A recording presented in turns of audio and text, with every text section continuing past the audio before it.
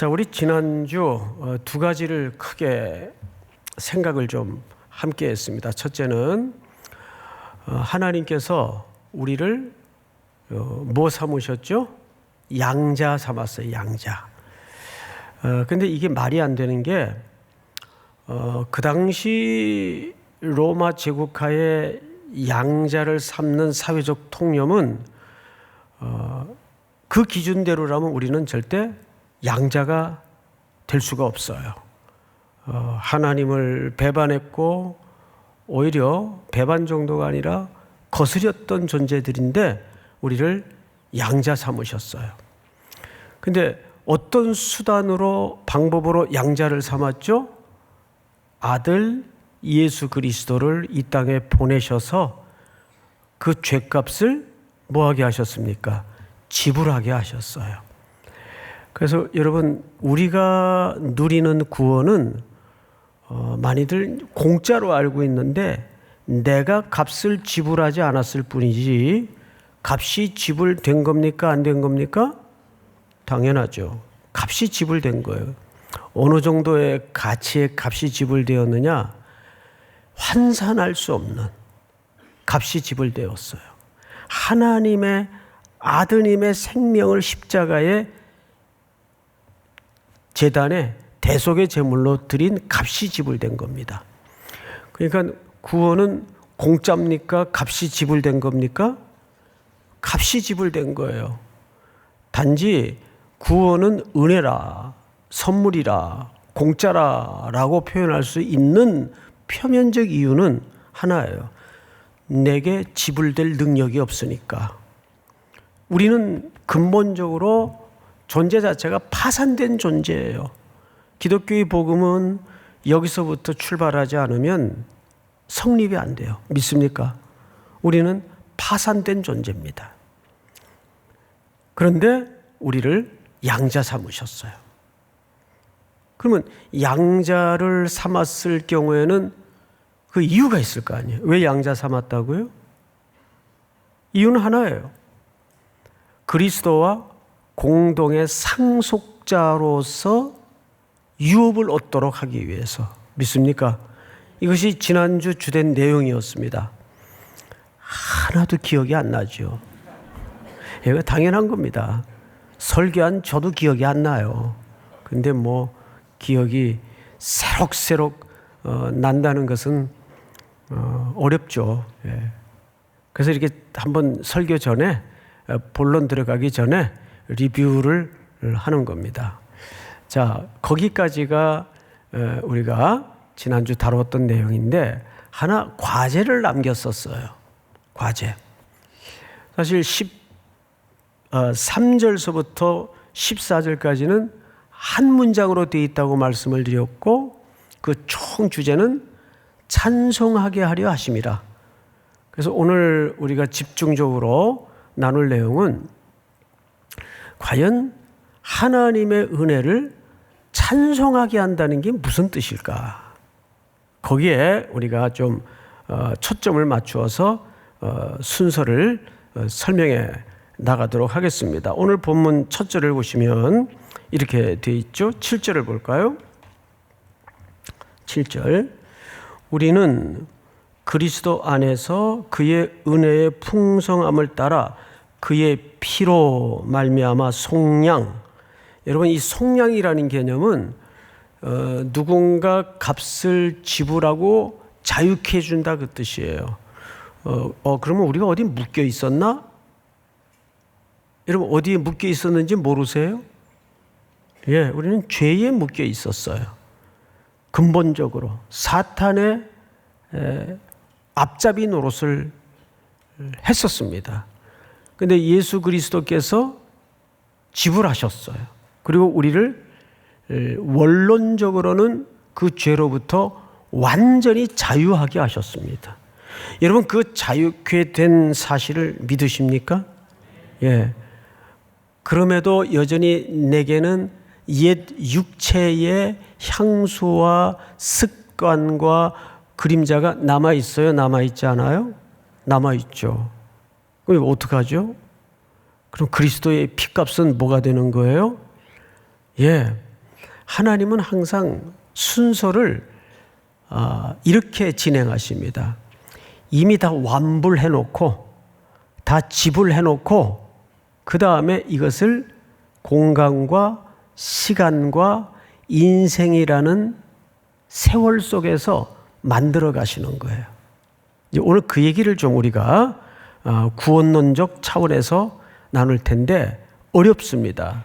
그래서 혹 듣다가 이해가 안 되면 여러분 탓이 아니고 오늘 송 목사가 설명이 좀 부족하구나 이렇게 이해를 하시면 피차 부담이 없을 것 같아요. 그러나 그 가운데 성령께서 도와주실 줄을 믿습니다. 자, 그러면 이제 7절을 다시 보세요. 그의 피로 말미암아 속량 곧 죄사함을 받았느니라. 자, 그런데 5절을 다시 한번 보십시다. 5절. 여러분 한번 같이 읽어볼까요? 시작. 그 기쁘신 뜻대로 우리를 예정하사 예수 그리스도로 말미암아 자기의 아들들이 되게 하셨으니. 네, 여기 자기 아들들이 되게 하셨고 우리를 속량하셨어요. 예를 하나 들게요. 이해가 적절할는지는 모르겠습니다만 이해를 돕는 데는 좀 도움이 될 것 같아요.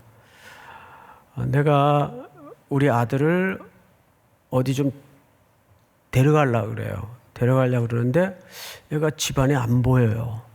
나가서 노는 것 같아요. 어린이를 기준으로 얘기하는 겁니다. 그래서 나가서 찾았어요. 얘 어디 있나 했더니 어린이 놀이터에서 거의 땅바닥하고 붙어가지고 그냥 진흙탕에 그냥 구정물을 뒤집어 쓰고 애들하고 얼굴에 검댕이 묻히고 난리가 났어요. 그래서 붙잡아가지고 집으로 들어가자 해서 데리고 이제 들어갔어요.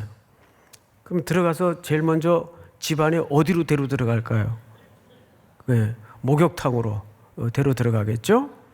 뭐 옛날 같으면 수도가 내지는 펌프가 펌프라는 게 있었어요. 옛날엔 가서 이제 일단 제일 먼저 얘를 깨끗게 하려면 어떻게 해야 될까요? 그 구정물 때국물 묻은 옷을 일단 싹 벗겨야 돼요. 그리고 나서 머리부터 발끝까지 물로 샤워를 시킨 다음에 비누칠 해가지고 뽀득뽀득 밀고 닦아서 그 다음에 수건으로 말려요. 그 다음에 어떻게 해야 될까요? 벌거벗긴 채로 그냥 구경하고 내비둬요? 어떻게 해야 돼요? 이제 새 옷을 입혀야 돼요. 그 목적지, 데리고 갈 목적지에 맞는 새 옷을 입혀요. 그리고 이제 새 옷 입힌 다음에 어떻게 해야 돼요? 어떻게 해야 돼요? 관상해요? 야, 보기 좋다. 그러고 말아요? 이제 그 아이 손을 잡고 목적지까지 가는 겁니다. 그런데 그 어린애를 혼자, 자, 이제 엄마 아빠는 너 다 씻기고 다 임무를 끝냈으니까 한번 가봐라. 그래요? 그럴 수 없죠. 항상 엄마든지 형이든지 아빠든지 가족의 보증이 될 만한 누군가를 동행시켜서 목적지까지 데려가는 거예요. 그러니까 우리 구원의 순서가 굉장히 똑같습니다. 우리를 죄악 가운데 텀벙거리던 존재를 하나님이 건지셔서 그리스도의 보혈로 깨끗이 씻긴 다음에 우리로 하여금 이제 목적지로 데려가셔야 돼요. 그래야 뭔가가 완성이 돼요.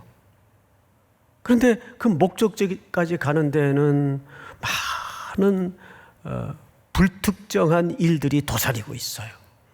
누군가 유괴의 위험도 있고 또 장애물들이 있어서 거기에 걸려 넘어질 수도 있고 자동차가 쉥쉥 다니고 거기다 어떻게 애를 혼자 가라고 합니까? 그래서 누군가 동반시키는 거예요. 성경에서는 그거를 누구라고 얘기하죠? 성령님. 그래서 성령님이 오셔서 우리와 영원히 내주하십니다. 그래서 그분은 이 피조 세계에는 세 가지 고난이 있어요. 첫째는 아담의 죄로 이 땅은 다 저주를 받게 돼요. 피조물이 모두 저주를 받아요. 가시덤불을 내고 엉겅퀴를 내고 자연도 탄식을 하게 돼 있어. 생태계 자체가. 이것이 근본적인 원초적 고난이에요. 두 번째 고난은 그 고난의 질서, 고난의 생태계 속에서 하나님의 자녀들이 또 살아요. 그러면 그 고난을 요리조리 피해가고 비껴만 갈까요? 고난을 겪을 수밖에 없을까요? 당연히 겪을 수밖에 없죠. 똑같이 죽음을 맞이하고 질병에 걸리고 카드값 막아야 되고 또 월요일 출근하면 또라이 봐야 되고 직장마다 이런 작은 고난에서부터 큰 고난까지 하나님의 백성들도 똑같이 겪고 살아요. 근데 더 중요한 고난은 마지막 세 번째 고난이에요. 세 번째 고난은 어떤 고난이 있을까요? 로마서 8장에 보면 성령께서 이 피조물의 탄식을 함께 탄식한다고 그랬어요. 하나님의 자녀들의 탄식을 아세요. 그래서 함께 탄식한다고 그랬어요. 그러니까 놀랍게도 깜짝 놀랍게도 하나님도 인간의 고난과 함께 고난을 겪으세요. 누구를 통해서? 삼위 하나님의 한 위를 담당하시는 성령님을 통해서 우리의 연약함을 아세요. 그렇죠? 우리의 연약함을 아셔서 이 하나님의 백성들의 눈물 탄식을 함께 겪으시고 내 안에 내주하셔서 함께 근심하세요. 이렇게 이 세상에는 삼중직 세 개의 고난이 엉켜 돌아가요. 그렇다면 그 고난 속에 결국 누가 동행하신다는 얘기일까요? 예, 하나님이 여전히 그 고난 속에 함께 아파하시고 동행하신다는 얘기예요. 함께 아파하신다는 가장 큰 실체가 뭐냐 하면 하나님이 아드님을 육신을 입히우셔서 이 땅에 제한된 육체로 보내시어 우리가 겪는 모든 것들을 몸소 겪도록 만드신 거예요. 그래서 하나님은 우리의 그 연약함, 유한함을 아주 미세한 부분까지 다 체휼하시고 경험하시는 분이에요. 그래서 우리의 눈물도 아시고 좌절도 아시고 넘어짐도 아시고 실패도 너무 확실하게 아시는 분이에요. 그 길을 지금 성령님을 보내셔서 보증으로 함께 하고 계시다는 뜻입니다.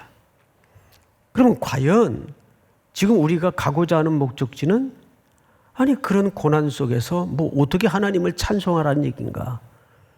뭐 흉내라도 내라는 얘기냐? 뭐 억지로라도 하라는 얘기냐? 찬송은 그럴 수가 없죠.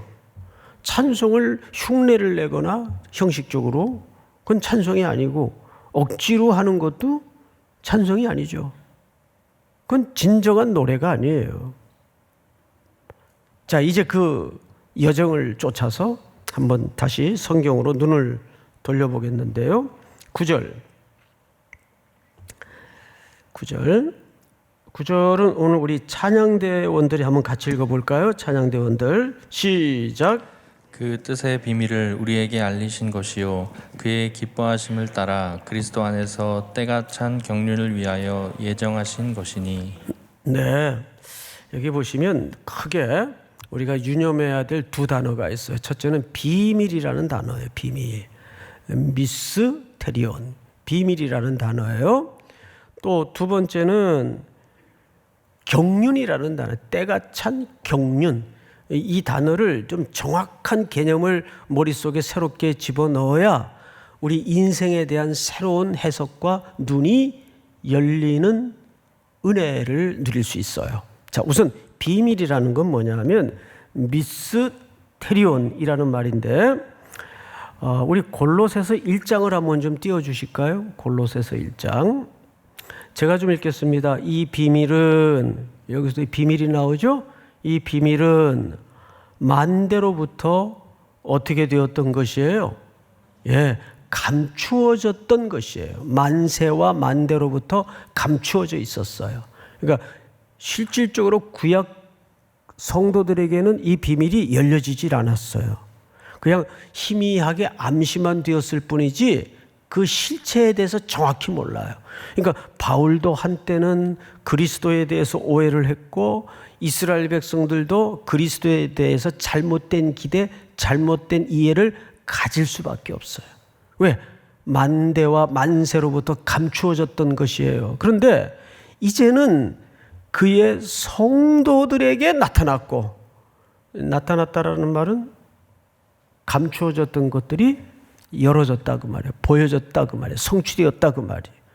그러면 여기에 그 혜택을 누리고 있는 사람들을 뭐라고 표현했는가 하니 그의 성도들에게. 그러면 그 비밀은 만대로부터 만세로부터 감추어졌던 것인데 오늘 여러분들에게는 어떻게 되었다는 얘기죠? 열어져 있다는 얘기예요. 그 이 비밀이 뭘까? 다음 절 한번 볼까요? 우리 전체가 한번 같이 읽겠습니다. 시작.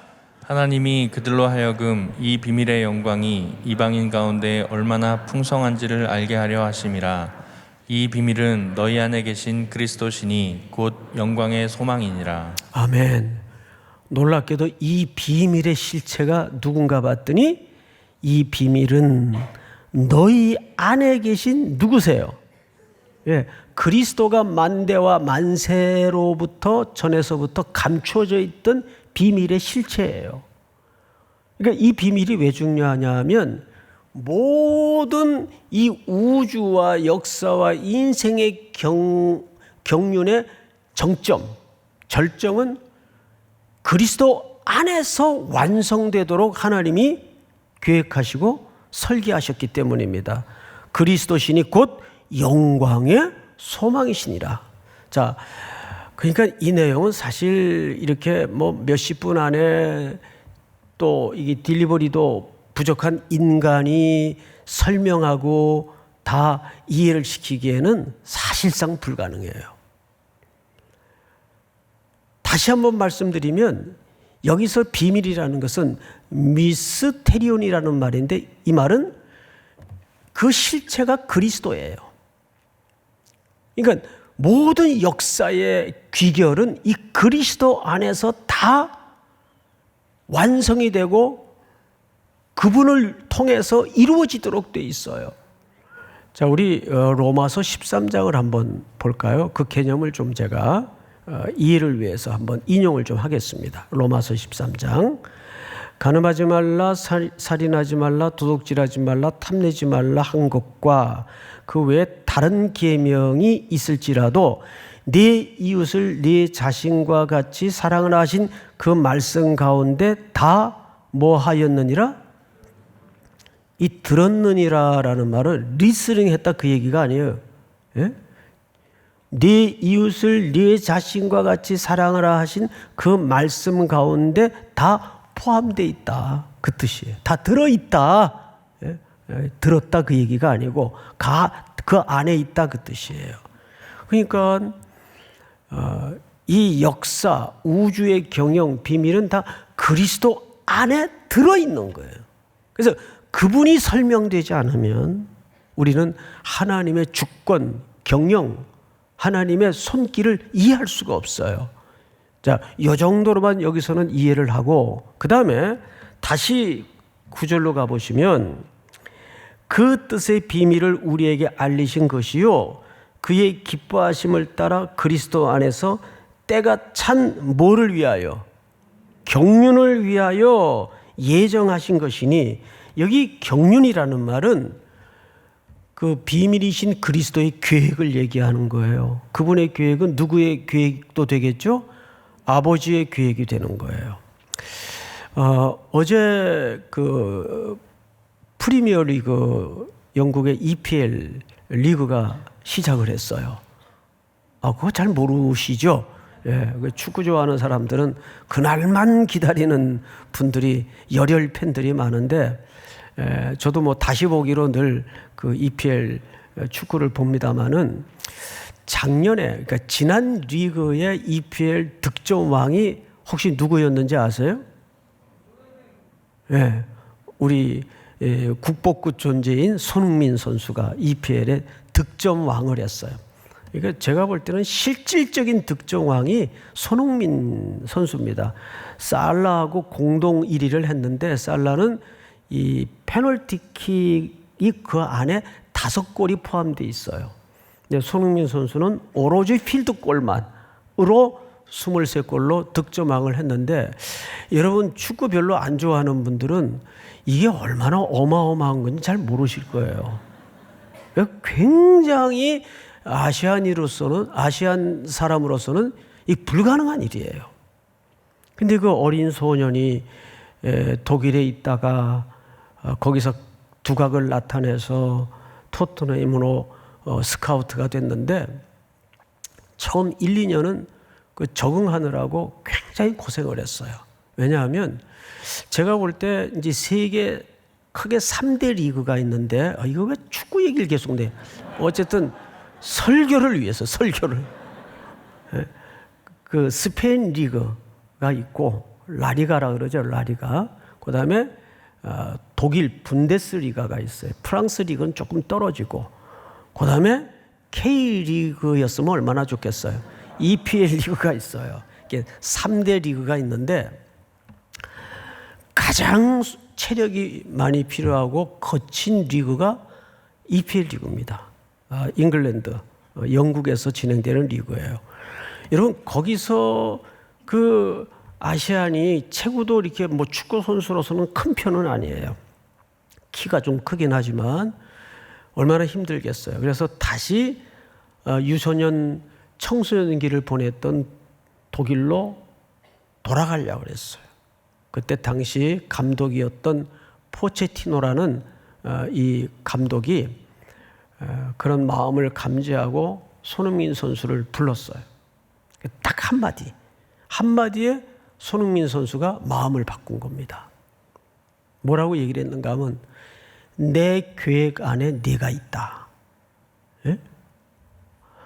이런 걸 좀 감동을 받으셔야지.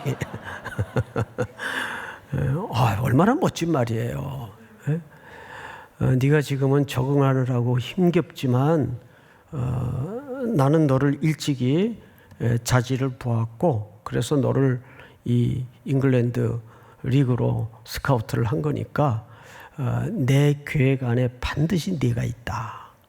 이 한마디에 우리 손흥민 선수가 마음을 바꾼 거예요. 결국 한 5년 만에 세계적인 최고의 리그의 득점 왕이 됐지 않습니까? 또 그것이 무슨 저절로 된 거겠어요? 감독들의, 코치들의, 동료들의 지원과 강렬한 트레이닝을 통해서 만들어진 거 아니겠어요? 그런 거예요. 그러니까 여기서 경륜이라는 것은 하나님의 계획을 얘기하는데, 하나님의 계획 안에 누가 있는 거예요?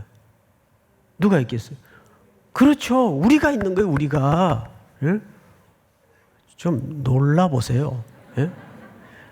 그 비밀을, 경륜을 공유한다는 것은 어마어마한 연대감을 갖게 하는 거예요. 제가 일부 때도 예를 제가 잘못 든 건지 모르겠는데 별로 감동들을 안 하시더라고요. 잠이 덜 깨서 그런지 모르겠는데, 무슨 얘기를 했는가 하면, 이 서울역 지금 이 철로가 지상에 나와 있지 않습니까? 저게 곧 이제 지하로 들어간다 그래요. 그 밑에 사실은 이 세계의 금을 다 끌어모아도 부족할 정도의 어마어마한 이 금이 이 밑에 감춰져 있는 거예요. 근데 이 비밀은 철로 옆에 오랜 세월을 묵묵히 견뎌낸 삼일교회 성도들밖에는 몰라요. 이 비밀을. 예를 드는 거예요, 예를. 그럼 얼마나, 이건 뭐 인생 반전 정도가 아니죠. 대박이 나는 거예요, 대박이. 이게 실감이 잘 안 되면 아파트 분양으로 한번 예를 들어보십시다. 어느 모처에 정부에서 10년 안에 초고층 빌딩을 지어서 아주 최고의 럭셔리한 아파트를 만들어 가지고 분양할 계획이 있다. 요지에. 근데 그거를 딱 12명밖에 몰라요. 그 사람들은 얼굴만 봐도 서로 흥겨운 거예요. 예? 곧 대박이 날 거니까. 그걸 알고 있는 사람들이니까. 그리고 이게 무슨 개인 사업자가 가지고 있는 계획이 아니라 정부가 방침을 정해놓고 이미 예산까지 투입해서 다 딱 이제 오픈만 남겨놓고 있는 계획이에요. 근데 12명밖에는 그 비밀을 몰라요. 얼마나 어마어마하겠어요. 그러니까 누가 건드려도 짜증이 안 나요. 앞에 닥쳐질 그 대박을 생각하면 누가 좀 내게 경제적인 푼돈에 해당하는 손실을 입혔다. 에이, 잘 먹고 떨어져라. 그러지? 거기에 목숨 걸까요? 목숨 안 걸죠. 그거하고는 비교할 수 없는 영광의 실체가 내 앞에 있는데 이제 확 다가오죠. 예? 이 개념이. 그런 거예요. 그런 의미에서 우리 9절을 다시 한번 읽어보세요. 9절 다 같이 시작. 그 뜻의 비밀을 우리에게 알리신 것이요 그의 기뻐하심을 따라 그리스도 안에서 때가 찬 경륜을 위하여 예정하신 것이니. 예. 하나님이 계획을 할 게 아니라 이미 예정을 했단 말이에요. 그것에 대해서 믿으십니까? 예. 우리가 그 안에 있어요. 그 안에. 그래도 고난은 비껴갈 수 없잖아요. 그 현실적으로 맞는 얘기를 하셔야지. 그럴 수 있어요. 자, 그러면 이렇게 한번 생각을 좀 바꿔보십시다. 예수님이 말씀하신 거예요. 너희 머리털까지 어떻게 하셨다고요? 세신 바 되셨다. 여기 자기 머리털 개수 알고 사는 사람 있어요? 예? 있어요? 없죠. 예. 우리 인간이 뭐 이렇게 많이 아는 것 같아도 콧구멍에 털 개수도 모르고 살아요. 예? 그럼 면적도 얼마 안 되는데. 그래요, 안 그래요? 몰라요? 근데 하나님은 우리의 머리털까지 헤아리시고 또 하나 무심히 길거리에 피어있는 백합화도 기르고 먹이시고 하늘에 무심히 날아다니는 새도 그분의 허락 없이는 땅에 떨어뜨려짐이 있을 수가 없어요. 이거 제 말이에요? 예수님 말씀이에요? 예수님 말씀이에요. 창조주요 주권자이고 주인이신 분의 얘기예요. 하물며 피로 값주고 사신 하나님의 백성들에 대해서 더할까요? 덜할까요? 더하는 정도가 아니죠. 게다가 또 하나 우리가 깊이 유념해야 될 것은 몇 절을 보시냐면 13절을 보세요. 그 안에서 너희도 진리의 말씀 곧 너희의 구원의 복음을 듣고 그 안에서 또한 믿어 약속의 성령으로 뭘 받았어요? 자, 여러분 앞을 보실까요? 약속의 성령이라는 것은 성령님이 그 일에 인쳤다는 말은 보증이 되셨다는 뜻입니다. 이 보증이라는 말은 다운 페이먼트, 그러니까 선불, 선금이라 그러죠. 우리 보통 무슨 집을 산다든지 물건을 사기 전에 큰 덩어리나 액수들은 반드시 뭘 지불해야 돼요? 계약금. 계약금 보통 몇 프로 하죠? 10%. 이제 미국 같은 경우에도 아파트를 얻으려면 3개월치를 미리 내야 돼요. 3개월치를. 마찬가지예요. 그래야 이 사람이 이 집에 확실히 살 사람이구나 그 확인이 되기 때문에 성령님이 우리에게 그 보증이 되신다는 거예요. 그러면 우리를 위해서 하나님은 이 보증금을 얼마나 지불하셨을까요? 보증금을. 얼마 지불하셨어요? 제가 아까 얘기했잖아요, 분명히. 아드님을 십자가에 지불하신 거예요. 구원은 공짜가 아니라 그랬죠. 예를 들어서 제가 어떤 계획을 갖고 있는가 하면, 우리 딸내미를 세계적인 정말 그 피아니스트로 만들어야 되겠다 계획을 했어요. 제 마음이 확고해요. 그래서 이제 다 수소문을 해가지고 그랜드 피아노, 최고가의 그랜드 피아노를 수소문을 했는데 딱 한 대 50억짜리가 있대요. 한 대에. 이게 뭐 건반이 장난이 아닌 거예요. 그래서 그거를 살려니까 이게 혹 그 사이에 누가 채갈지도 모르겠어서 제가 그냥 50억 완부를 하고, 이거 생각만 해도 좋아요. 완부를 하고 집으로 배달을 시켰어요. 근데 우리 딸내미가 학교 갔다 오다가 뭐 집에 뭐 이삿짐이 들어가고 보니까는 아빠가 늘 입버릇처럼 얘기하시던 그 피아노가 들어오는데 50억짜리가 들어오는 거예요. 근데 아빠 이거 그 계약금 얼마 걸었어요? 완부를 했다. 그러면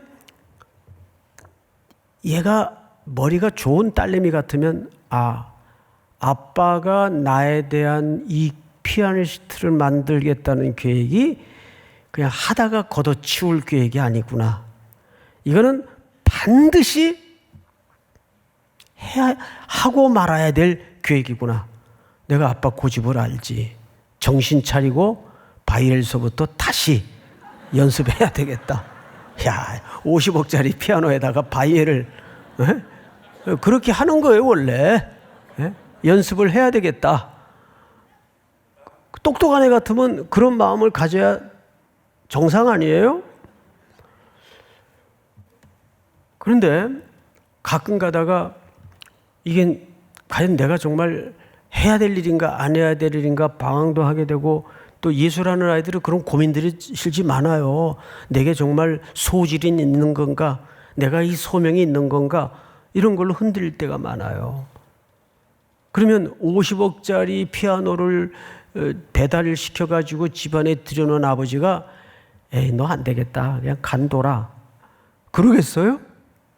50억이면 인생을 건 행위인데, 그리고 그분은 성령님을 통해서라도 보증하셔서 어떻게 하든지 하겠어요, 안 하겠어요?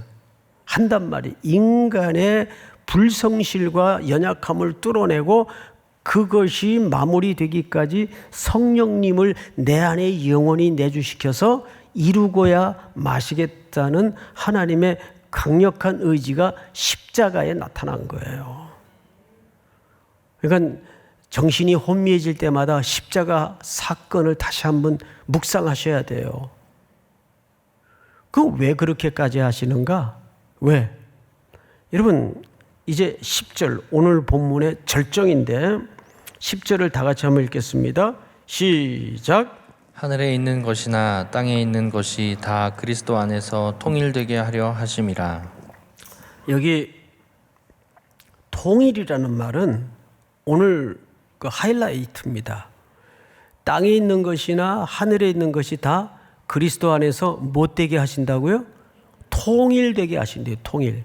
통일이라는 말은 뭐 우리가 그냥 남북 통일처럼 하나가 돼야 된다, 이념을 하나로 만들어야 된다, 이런 물리적인 개념이 아니고, 이 통일이라는 말은 정확하게 그 머리라는 말에서 뿌리가 나와서 머리, 뿌리라는 얘기예요. 머리라는 말은 아나케팔라요라는 말을 쓰는데, 이 통일이라는 말이 이 단어에서 어근을 찾을 수가 있어요.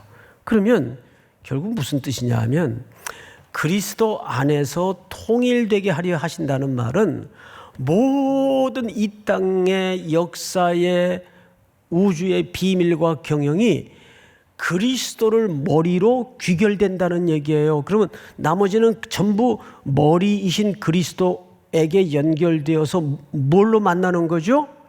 지체로 만나는 거예요. 이것이 하나님의 놀라운 계획이에요. 그러니까 선교도 그런 관점에서 우리가 이해를 가져야 됩니다.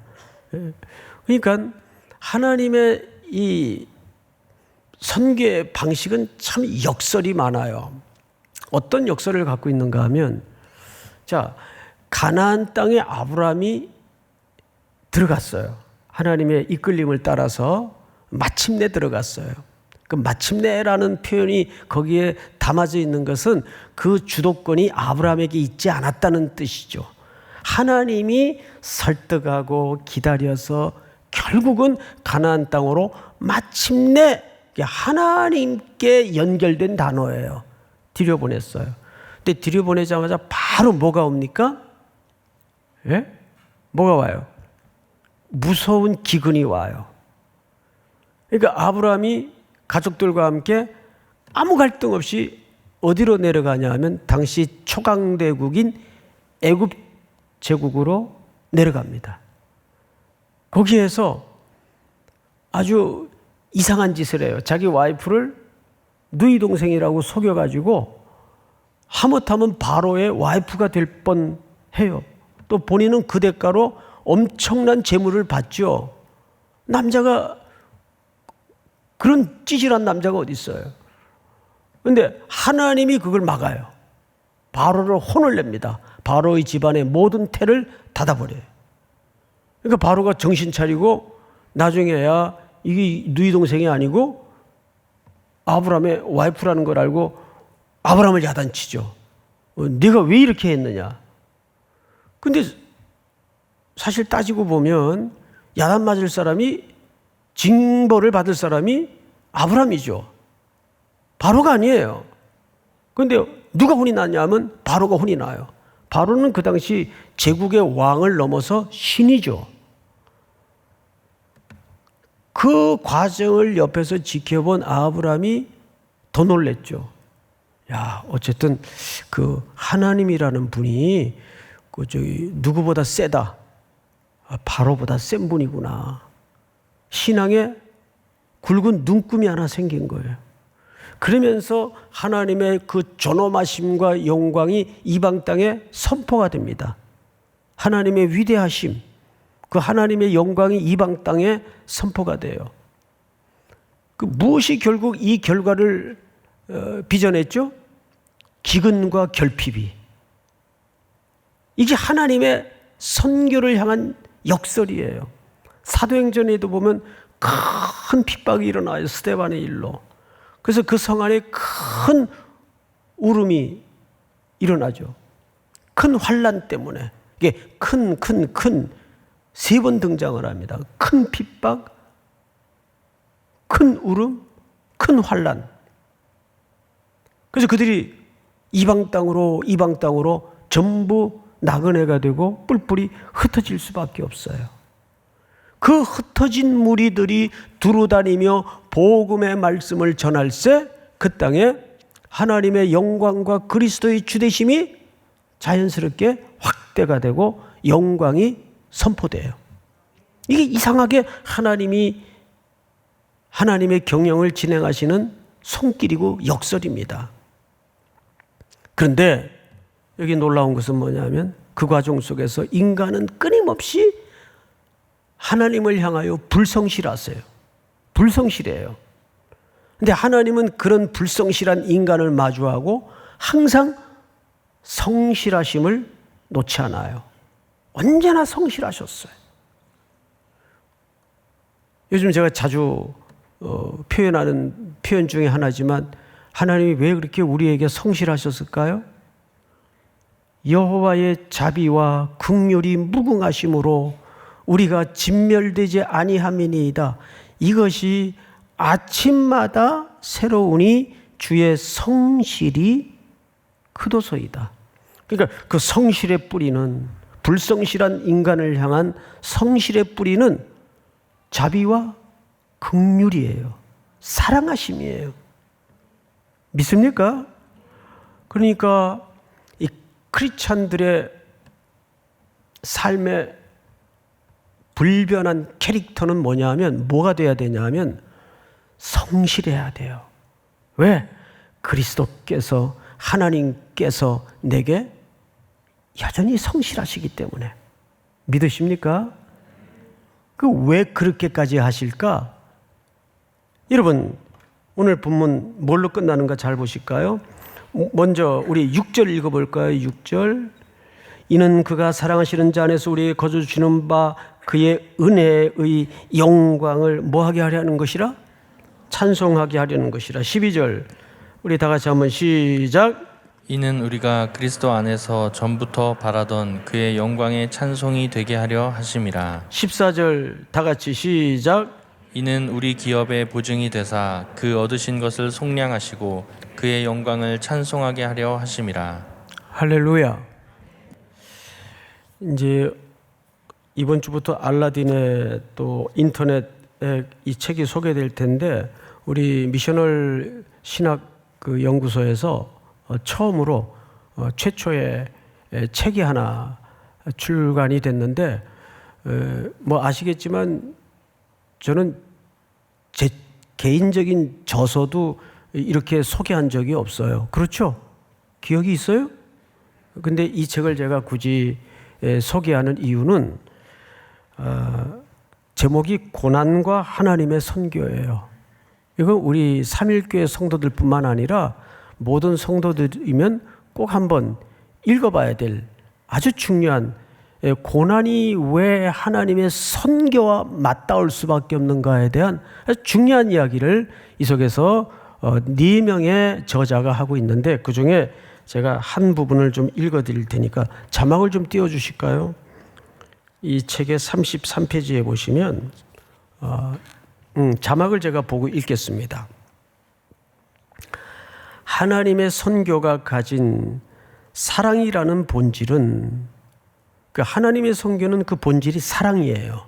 본질은 하나님이 인간들의 자유로운 참여와 선택을 허용하시는 일을 요구한다. 이 무슨 얘기냐면 그걸 억지로 시킨다가 아니에요. 우리 선교 가는 거 자비량으로 가지 전부 뭐 억지로 갑니까? 억지로 가는 사람은 없어요. 그러므로 성도가 고난을 받을 때에 주신 이도 주님이시오 거두신 이도 주님이시니 주님의 이름이 찬송을 받으실 것이라고 고백한다면 사탄의 정사와 권세들은 아니야, 그럴 수는 없어 라며 패배에 울부짖을 것이다. 그리고 하나님의 선교가 옳았다는 사실이 계속하여 입증될 것이다. 우리 다음 문장을 좀 볼까요? 그리스도를 믿음으로써, 여기서부터 잘 들어보세요. 박해받는 사람들뿐만 아니라 암으로 쇠약해져가는 그리스도인, 비극적 사고로 자녀를 잃은 성도들에게도 이것은 사실이다. 평범한 그리스도인이 이 땅에서 경험하는 어떠한 고난 가운데서도 삼위 하나님을 향한 사랑으로 반응한다면 그 자체로 하나님의 선교는 뭐하고 있는 것이다? 승리하고 있는 것이다. 앞서 고난에는 삼중적 고난이 있다고 그랬어요. 이것이 사실은 이 세상에 병들어서 일어나는 증상들일 수밖에 없는데 거기에 모든 하나님의 백성들이 똑같이 반응하고 똑같이 죽는다 그러고 못 살겠다고 반응한다면 누가 쾌재를 부를까요? 사탄의 권세가 됐다. 쾌재를 불러요.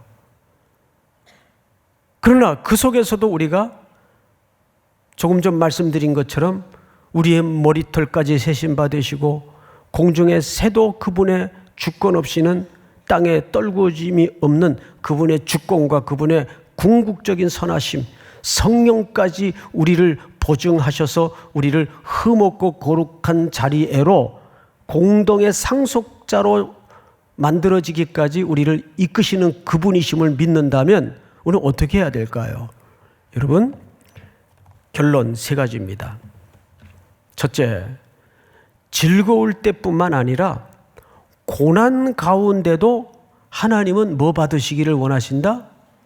이게 진짜 승리예요. 믿습니까? 어려운 일이 부닥치고 고난이 덤벼들면 오히려 하나님이 주권과 그분의 신실하심과 그분의 선하심을 믿고 찬송으로 물리치는 거예요. 찬송으로 이겨내는 거예요. 즐거울 때 다 노래할 수 있죠. 룰루랄라. 두 번째, 영원전부터 계획하신 하나님의 경륜을 인정하고 의지하기 때문에 가능한 일이에요. 믿습니까? 마지막 세 번째로 시작.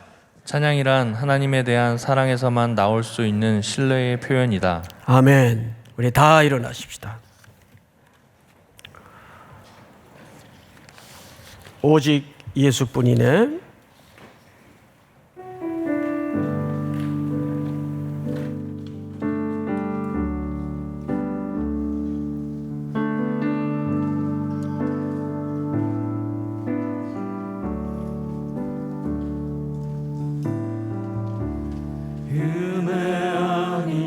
살아갈 수가 없네.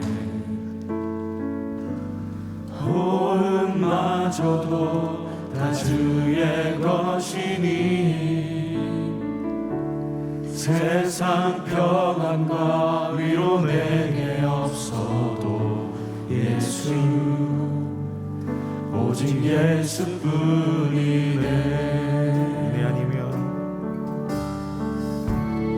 은혜 아니면 살아갈 수가 없네. 호흡마저도 다 주의 것이니 세상 평안과 위로 내게 없어도 예수 오직 예수뿐이네. 그 징계에 다 볼 수도 없고 작은 고난에 지쳐도 주께 묶인 나의 모든 삶 버티고 견디게 하시네. 은혜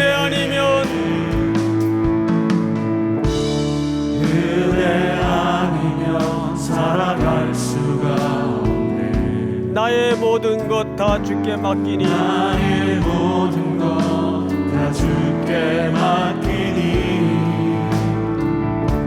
참된 평안과 위로 내게 주신 주 예수 오직 예수뿐이네. 예수 오직 예수뿐이네.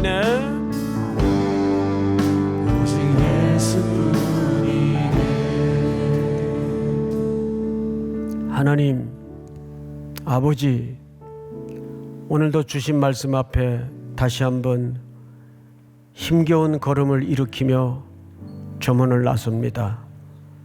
매일 각양각색의 고난과 어려움이 우리를 덮치고 덤벼들지라도 주신 말씀 다시 한번 붙들고 성령의 보증을 믿고 그분과 동행하며 우리의 입술에 결국은 하나님을 찬송케 하실 분임을 믿습니다. 모든 이 땅의 역사와 우주의 경영이 그리스도께로 귀결되는 그 은혜를 모든 성도들이 누리게 하시고 보게 하여 주시옵소서. 지금은 우리 구주 예수 그리스도의 은혜와 하나님 아버지의 사랑과 성령님의 교통하심이 머리 숙여 경배를 드리는 사랑하고 사랑하는 귀한 3일의 성도들, 해외, 국내, 멀리 출타해 있는 가족들, 복중의 생명까지 영원토록 함께 있을지어다. 아멘.